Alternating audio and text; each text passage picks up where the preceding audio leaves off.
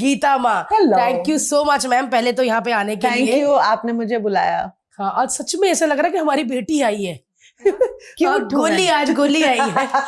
आज सच में बड़े क्यूट लग रहे हो, बड़े फ्री से लग रहे हो। हाँ, काम नहीं है ना। काम नहीं है, एक शो खत्म होने के बाद यही नजर लगाया है जो आप लोगों ने, ब्रेक मिला है मुझे। हाँ, तो are you enjoying this break? No, नहीं ना, क्योंकि बहुत टाइम से आप काम कर रहे हो। I hate break. क्या बात कर रहे हो? सेम थिंग, सच में। हाँ ना, कुछ ना कुछ चलता रहना चाहिए ना, मतलब हाँ, but I keep myself occupied. तो but when did you started working like professionally? काम कब शुरू हुआ था? भाई मैंने तो आपकी कमर सॉरी बट मैंने आपकी अब कमरा है याद, क्या उससे पहले और अच्छी थी। क्या बात कर रहे हो? उससे पहले पहले फरा मैम ने कहा, कहते गीता को देखा उसमें, देखना वो लड़की जिसने ये उन्होंने बोला, फिर मैंने वो देखा और मतलब छोटी कमर थी मेरी पे, फोटो गजब गजब। भाई आराम से ठाकुर सामने बैठ के तुम्हारे हवेली पे नहीं आऊंगी। सॉरी, मैं थोड़ा सा बह गया था, सॉरी। उससे पहले किस वाली फिल्म में? कोई फिल्म में नहीं, वो नहीं थी। मैं किसी भी गाने में, फिल्म में नहीं थी। और वो काम जो मैं कर चुकी हूँ उसके बारे में बात करना भी वर्जित नहीं है। It doesn't make sense. नहीं, बिल्कुल नहीं। मैं शोज करती थी। I used to do a lot of events. तो अभी शोज का फुटेज कहाँ से लाके दिखाऊंगा?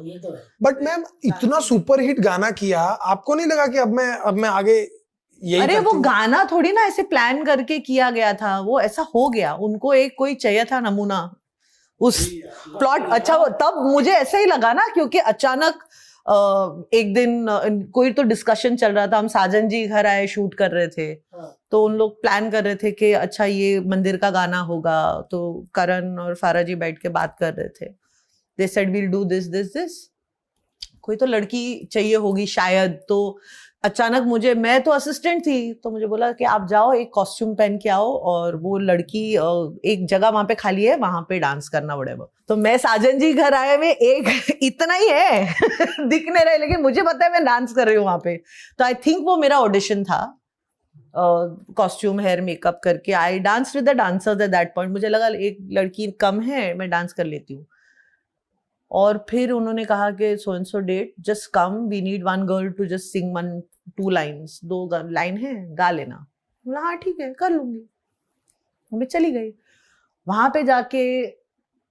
दैट वाज लिटिल ओवरवेलमिंग, क्योंकि अचानक यू सी कि मनीष जी कपड़े बना रहे हैं, Mickey contractor did my makeup, फारा जी वाज कोरियोग्राफिंग, करण जौहर की फिल्म थी, शाहरुख, काजल, रानी, स्टार कास्ट। तब एहसास होता है ना when you go on set कि वो 2 लाइनें ही सही, लेकिन प्रोडक्शन कितना बड़ा है। मतलब लोग, बड़े बड़े लोग थे, बड़े नाम थे। फिर जब मैंने अपने आप को स्क्रीन पे देखा, मैंने कहा शी कितनी गंदी लग रही है। तो because first time you are seeing 70 mm पे सारे फ्लॉज दिखते हैं ना, मतलब दांत बाहर हैं, गाल कैसे हैं, वो सब दिखता है ना आपको। पहली बार आप अपने आप को इतने बड़े पर्दे पे देख रहे हो। तो मुझे बड़ा गंदा लगा, लेकिन मुझे पता नहीं था कि इट हैड वो ऐसे पॉइंट पे आया पिक्चर में। It was a plot twist, it was a screen play twist, everything was going in a different direction and it was an important part in the film. Wow. तो मैं फिर वो sink in होने के लिए काफी time लगा, लेकिन हाँ, उससे पहले मैं बहुत काम कर चुकी थी। आपने मैम कब काम कब से चालू किया? जब मैं 15 साल की थी। हैं, आई वाज 15, छोड़ दी। अरे यार, हाँ, मतलब मैं अनपढ़ हूँ थोड़ी सी। तो हाँ, 10वीं, हाँ मतलब 10वीं कॉरेस्पॉन्डेंस में खत्म की। और काम करना जरूरी था उस वक्त। हालात ऐसे थे कि काम करना, पैसे कमाना बहुत जरूरी था। तो तब हम करते थे, फैशन शोज कर लेते थे 500-1000 रुपए में। कौन से ईयर में? This is, I am talking about 90s, 1991। सो यार 93 में मैं ऑलरेडी डांसर के तौर पे मैं डांस कर रही थी प्रोफेशनल शोज विथ फारा जी ओनली। अच्छा। हाँ, तो हम वर्ल्ड टूर वगैरह पे जाते थे। अरे मैंने ना सब कोरियोग्राफर्स की जिंदगी जब देखता हूँ ना, तो बहुत यंग एज से चालू करते हैं।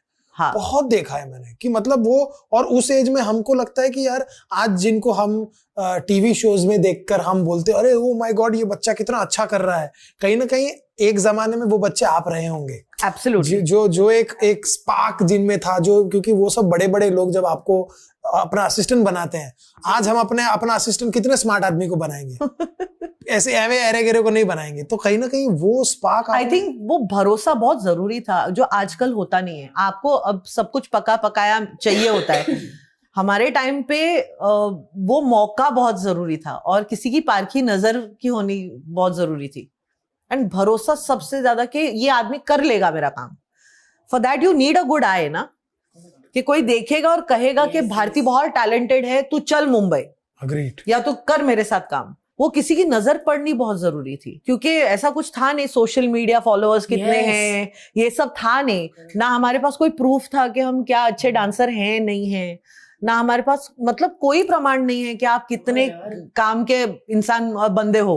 यार आज के दौर में ये इमेजिन ही नहीं कर सकते हैं नहीं, बिल्कुल मतलब अगर आपके पास ये डेटा नहीं है, नहीं, तो डेटा के बिना आपकी कोई कीमत आपको नहीं तो है। अगर आप सीजन्ड एक्टर भी हैं तो लोग आजकल अपेरेंटली पूछते हैं कि आपके फॉलोअर्स कितने हैं। यस, तो अब वो नहीं होता है। तो हमको तो किसी ने देख के कहा था कि यार तुम अच्छा डांस करती हो, वहां पे डांस करोगी क्या? तो it was word of mouth कि चलो जावेद जाफरी जी शो कर रहे हैं, आप उनके साथ डांस करोगे? फारा जी का शो हो रहा है, वो डांसर्स ढूंढ रही है, you look like a good dancer, करोगी क्या? तो वैसे हुआ हमारा काम। आप अपने काम में रेज्यूमे तो होता नहीं है। करेक्ट, जो भी ये दिखाना पड़ेगा, बहुत अच्छा डांसर हूँ, करके बताओ। करके दिखाओ। तो आपने अभी भी जो ट्रेवल किए, आप कॉस्ट्यूम के बैग बड़े बड़े, सब ये सब किया है? सब हैप्पीली। बहुत मजा आता था ना वो टाइम पे। तब अलग बात थी यार, घूमना फिरना वो सब किया मैम, फटाफट कपड़े चेंज, बिल्कुल पहले लहंगे फिर स्कर्ट, है ना, सब कर लिया। रे तभी तो किसी की सुनते नहीं है। लेट क्यों हुआ?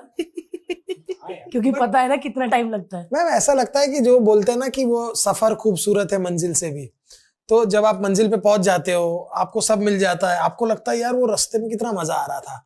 तो जब हम उस रास्ते में होते हैं, तब आपने कभी सोचा था कि यार मेरी जिंदगी के साथ ये होने वाला है? क्योंकि what we think what we are कहते हैं कि जो हम सोचेंगे अपने बारे में या हम मेहनत करेंगे।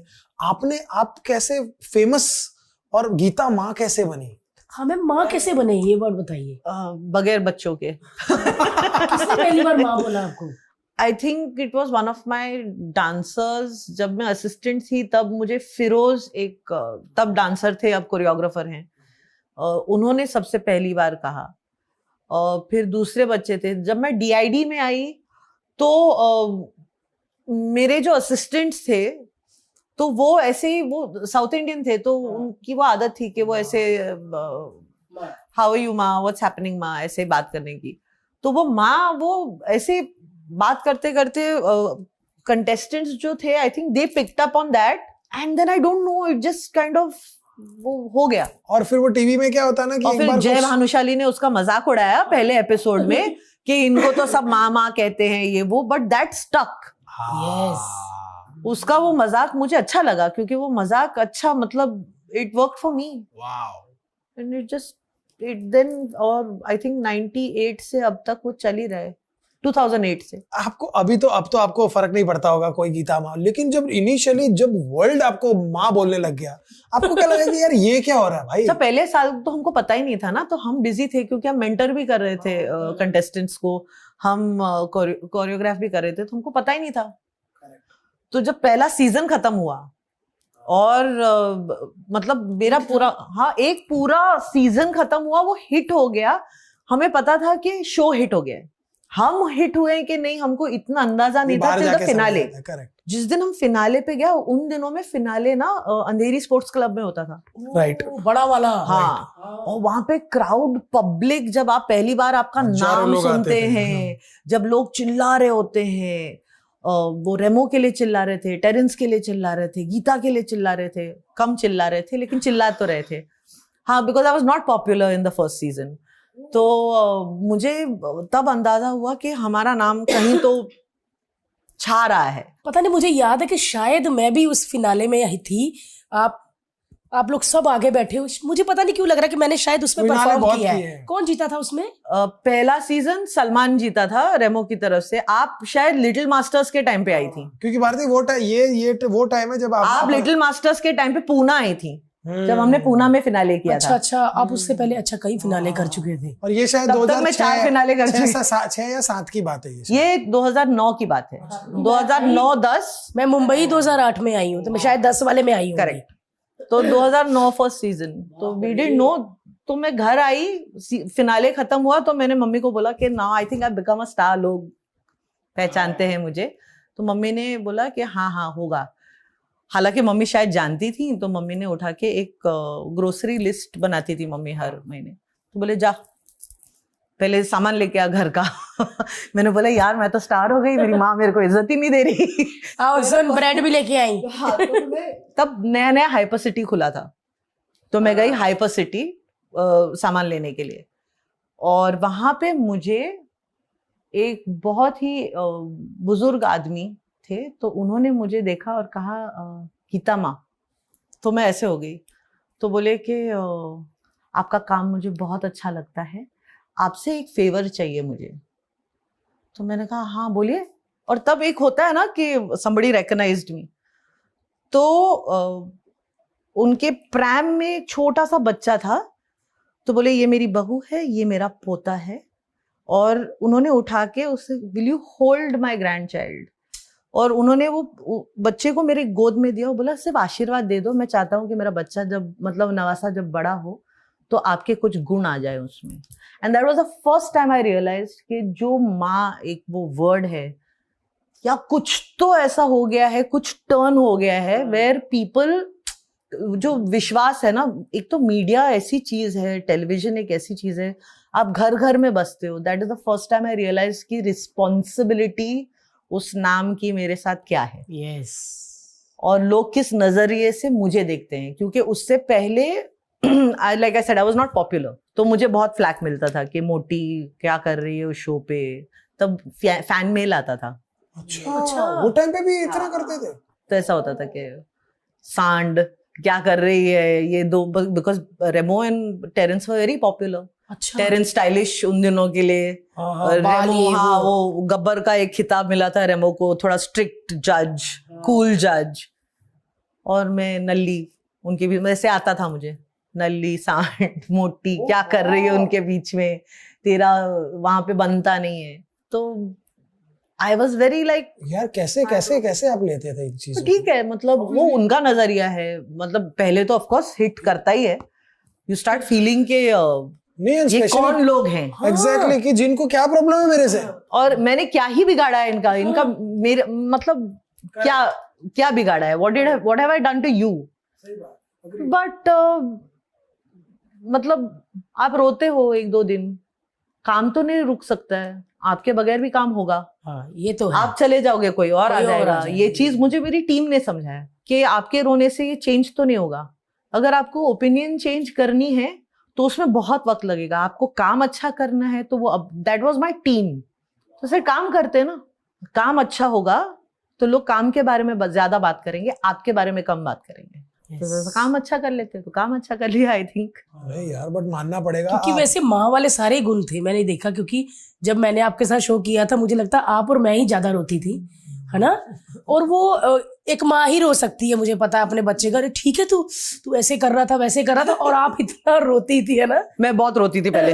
हाँ, और मैंने देखा बच्चा तो चलो गीता माँ कहता ही है, उसका दादा भी आया होगा, वो भी कहता है नमस्ते गीता माँ, वो भी कहते हैं नमस्ते गीता माँ। हाँ सब कहते हैं। अब तो अब मुझे अच्छा लगता है, कोई भी एज ग्रुप होता है। मुझे तो आजकल बच्चों की मम्मी और पापा भी आके पैर छूते हैं, तो जो हम उम्र है, आपके सेम उम्र के हो या 2 साल बड़े होंगे, हाँ मतलब वो भी आके पैर छूते हैं, तो मैं क्या करूं। मतलब मैम मुझे गुस्सा नहीं आता क्योंकि आप कड़क हो। कड़क तो मैं हूँ, तो हॉट लड़का कोई हाय गीता माँ, अब इसीलिए शादी नहीं हो रही। तो आप ऐसे नहीं कहते कि बेटा बोलते ही खराब हो जाता ना मामला। और वो बाय डिफॉल्ट निकल आता है, निकल ही आता है बेटा, है ना। वाह यार वाह। लेकिन एक बात है कि एक जैसे आपने एक शो शुरू किया, आप उस शो का हिस्सा थे, डांस इंडिया डांस, आज हम कट्टू इतने साल बाद देखते हैं उस शो ने 16 साल बाद हम देखते हैं उस शो ने देश के लिए क्या क्या नहीं किया। अब भी मैं एक वीडियो देख रहा विरल बयानी में राघव ऐसा खड़ा हुआ था चश्मा पहन के फोटो खिंचवा रहा है आईफा के वहां पे। करेक्ट। लिटरली मैंने वो रील 5-6 बार देखी। हाँ। और मैंने बोला यार ये काम होता है, ये मेहनत करती है आपके साथ कि एक आदमी ने मेहनत की और परसेप्शन ही बदल गया। परसेप्शन बदलता है, लेकिन आप देखिए पावर ऑफ टेलीविजन। यस, ये तो है। Yes power of television and captivating the audience. कितने साल हो गए? 16 साल हमें हो गए तो 15 साल उसे भी हो गए, या 14 साल हो गए। करेक्ट। आप राघव की बात कर रहे हैं। सही कहा। लेकिन टेलीविजन कैसा माध्यम है ना कि मतलब लोगों को जोड़ के भी रखता है और आपको वो चीज देता है जो फिल्में भी नहीं दे सकती। बहुत सही कहा, बहुत आप फ्राइडे टू फ्राइडे नहीं बदलते हो। यस, सही बात। आप एक बार किसी के घर में घुस गए टेलीविजन के थ्रू तो आप कुछ तो इम्पैक्ट छोड़ते हो, या तो अच्छा या तो बुरा या व्हाटएवर इट इज, रह जाता है। सो आई थिंक हम सब प्रोडक्ट हैं उस माध्यम के, जहां पे हम आई थिंक चले जाएंगे, but we made some kind of history जो रह जाएगा और लोगों के मन में रह जाएगा आई थिंक। और एक कमाल का शिफ्ट देखा है आपने भी, एक कमाल का शिफ्ट देखा है। जैसे मैंने तो आपका भी कमाल का शिफ्ट देखा है। आप कितने नाइव थे जब आप पहली बार इंडियाज बेस्ट डांसर को होस्ट कर रहे थे। भारती वाज तो she was already seasoned by then, लेकिन आई रिमेम्बर मैंने आपको बोला भी इस सीजन जब आप कर रहे थे और अकेले मुझे बोला भी आके, कहता भारती आज गीता माँ ने बड़ी तारीफ की। हाँ, मुझे बहुत अच्छा लगा because as soon as I saw him I said कितना फर्क आ गया है फर्स्ट सीजन और अब चौथा सीजन कर रहे हैं, and like it's just so amazing to watch you and how you have grown. तो I like being peoples like part of ma'am. आपके कौन कौन से बच्चे थे आपकी टीम में? राघव? मेरी टीम में राघव नहीं था, लेकिन अगर राघव को पूछेंगे तो it is as good as my team only. सारे बच्चे जो टेरेंस और रेमो के भी टीम में थे वो मेरे ही बच्चे थे। तो जो उसमें लड़ाइयां दिखाते थे क्या उठ के चले गए, ये वो पहले सच होता था ना मैम? वो सच ही है, मतलब अभी भी सच ही है। हम आई डोंट लाइक, अभी तो आधा मजाक करते थे, हंसी निकल जाती बीच में। नहीं बट मैं बताता हूं, कभी प्रैंक भी होते हैं ना ये। हाँ नहीं, बट हमने ये देखा है कि जब भी रियलिटी शो में ना लोग ये बोलते हैं ना, और ये बहुत अच्छी बात हुई, ये टॉपिक निकला कि रियलिटी शो में ना लोगों को लगता है कि अरे आप तो खामखा इमोशनल करते हो। हाँ। मैं उनको एक ही सवाल पूछना चाहता हूँ कि आप टीवी पर देखते हो और 5 काम कर रहे हो और आपने वो थोड़ी चीज देखी, आप शायद नहीं इमोशनल हुए। हमारे सामने वो आधे घंटे तक अपनी कहानी बताता है, एडिट होके आपको 2 मिनट में हम बता देते। आधे घंटे आप किसी की कहानी सुनो ना, किसी की भी आंख में आंसू आएगा, और वो सच्ची कहानी, और जो जेन्युइन है वहीं पे होगा। आप जबरदस्ती ना रो सकते हो, क्योंकि एक्टर्स अगर हम होते तो हम कुछ और दूसरा काम कर रहे हो। Agreed. So a lot of people do ask कि रियलिटी शो कितना रियल है। हाँ। और फिर जब आते हैं ना गेस्ट बन के, बहुत सारे लोग गेस्ट होके फिर रोके जब चले जाते हैं, होते अरे हमें लगा था ये सब स्क्रिप्टेड होता है। मैंने बोला कुछ चीजें डेफिनेटली स्क्रिप्टेड होती है। बोलते हैं बिग बॉस वालों को पूछते हैं स्क्रिप्टेड होता है, सबको पूछते हैं स्क्रिप्टेड। रियलिटी को स्क्रिप्ट करते हैं। किसी शो पे अगर कैमरा, हम तो फिर भी 12 घंटे काम करते हैं और ब्रेक्स भी मिलते हैं। उस शो पे जहाँ पे 24 घंटे आपके ऊपर लगातार कैमरा है, आप कितनी एक्टिंग कर लोगे यार? इम्पॉसिबल है। और वो जो करते हैं ना, वो फिर उनका शिफ्ट दिखता भी है, फिर वो उनका कट जाता है, फिर अरे सडनली लगता है अरे ये क्या हो गया, फिर ऐसा छूटता है ना कैरेक्टर ही छोड़ दिया, अरे क्या छोड़ दिया, कट, वो वाला हिसाब है। लेकिन हमको बहुत लोग पूछते थे ना कि भैया जो रियलिटी शोज में आप सब नकली रोते हो, नकली करते हो। किससे? मैं एक एग्जांपल देना चाहता था कि भैया जैसे आपके सामने कोई आदमी आके डांस करके चला जाएगा, या एक आदमी आएगा, मैं पहले उसकी कहानी बताऊंगा, वो कहाँ से आया है, क्या किया है, और फिर जब वो नाचेगा, उस आदमी की कहानी का भी एक इम्पैक्ट होता है। तो कहीं ना कहीं वो इम्पैक्ट क्रिएट करने के लिए हम रियलिटी को जब स्क्रिप्ट करते हैं कि भैया आपकी जिंदगी में ये हुआ है ना भैया, अब आप ये बोलना। करेक्ट। तो लोगों को लगता है कि अरे आप तो स्क्रिप्टेड कर रहे हो, बट वो स्क्रिप्टेड नहीं है। वो एक शो, एक उसकी कहानी को, उस रॉ आदमी की कहानी को एक स्ट्रक्चर में तो डालना ही पड़ेगा। तो कहीं ना कहीं वो, but as a writer you will understand this. But वो हर किसी के, हाँ, तो मुझे लगता है वो श्रेय जाना भी चाहिए राइटर्स को, या जो क्रिएटिव्स होते हैं जो समझते हैं कि इस इंसान में टैलेंट इतना है, लेकिन इसके आगे पीछे की क्या कहानी है, क्या वो भी लोगों को भाएगी? क्योंकि हम जितना भी बोलेंगे डांस ही देखना है, कहानी सबको सुननी होती है। अग्रीड। कौन है कौन, किसी की कहाँ से जिंदगी आया में है? झांकना हमें भी अच्छा लगता है, वरना बिग बॉस नहीं चलता। Yes, yes. अग्रीड 100%। बहुत सही बात है। सो वी आर ऑल वॉयर्स सच में इन आवर कितना ओन वे। मजा आता है ना दूसरों की लाइफ में हाँ, of झांकने का। course. कलेश हाँ. हुआ, उसने उसको पतीला फेंक दिया, अभी आज दिखाएंगे क्या हुआ। आप घर की वीडियोस जब डालती हैं तो लोग क्यों देखते हैं? उनको जानना भारती होता है घर ना में कि क्या भारती कर के घर में क्या हो रहा है, हाँ। हर्ष वाकई में पिटता है कि नहीं पिटता। यही देखना आता ही नहीं है, ब्लॉग में ही नहीं होता, मैं अकेली होती।